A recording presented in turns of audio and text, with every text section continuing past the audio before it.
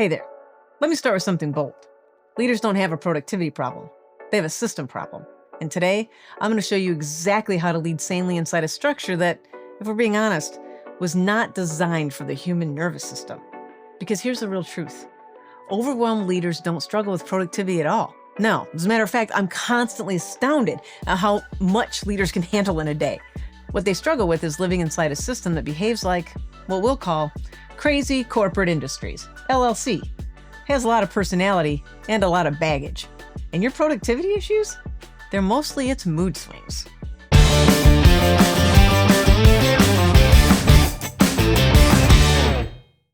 Tell me if this feels familiar. You start the day determined. You have a plan. You're going to focus. Today's the day.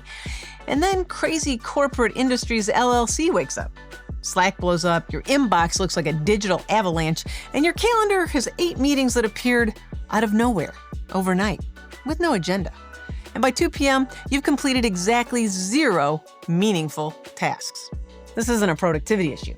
This is you trying to do real work inside a workflow that rewards instant response times, constant reactivity, and meetings scheduled by people who honestly should be required to have a license to schedule them. Crazy Corporate Industries LLCs loves sending you invitations with no agenda too. Just a little mystery. Keeps things spicy and confusing.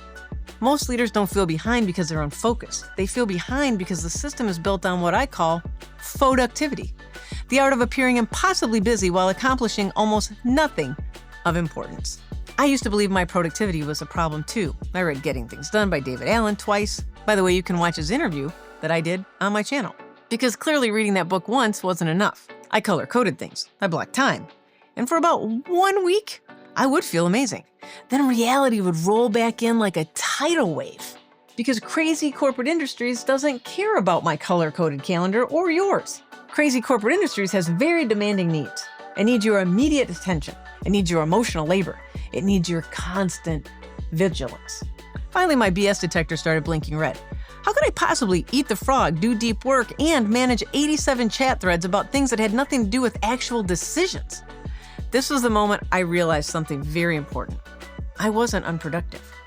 I was trying to be productive inside an ecosystem that rewards reactivity instead of results.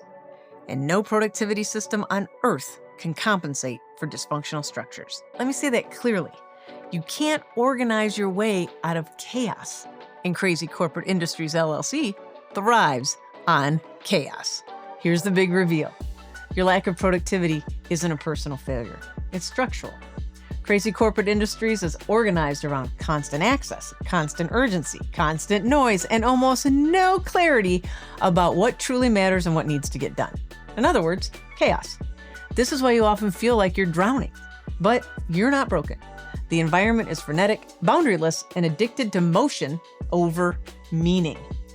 So how do you lead successfully inside a system that's behaving like a wildly unpredictable, chronically demanding, boundaryless entity? Look, some of these productivity tools are really helpful, but what really matters is you stop matching its energy. You start leading with less but better. Here's what this actually looks like. Number 1, decline any meeting without an agenda and one that has more than 10 people in it. If the meeting invite arrives as a blank existential question with a vague subject line, decline it. If they truly need you, they'll come find you. They always do. And why 10 people? Think about this. In a 60-minute meeting with 10 people, each person would get about 6 minutes to talk. And we all know that's rarely what happens. Think about what your time is worth when you're sitting there, speaking even less than that, and making no contribution. Decline it. They'll come find you. Number 2, turn off the corporate dopamine dispensers, Slack, Teams notifications, email notifications. These tools behave like slot machines. They're not productivity tools when they're turned on like that. They're neurology traps, and they're distracting. Number 3, check your inputs on your schedule, once or twice a day.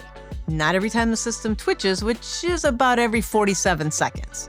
You don't need to be that plugged into anything, ever, except your own soul. Number 4, get radically clear about your one meaningful priority every day. If everything is urgent, trust me, nothing is. Clarity is an act of brave leadership, not a luxury.